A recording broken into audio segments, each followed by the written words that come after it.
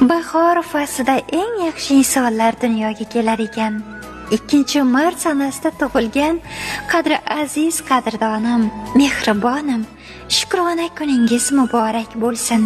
Bu dunyoda shunday bir baxtli inson bo'lib umr kechiringki, o'zingizni hayotingizga o'zingiz havasda qoling. Alloh go'zal qalbingizdagi tilaklaringizni bekam ro'yob qilsin.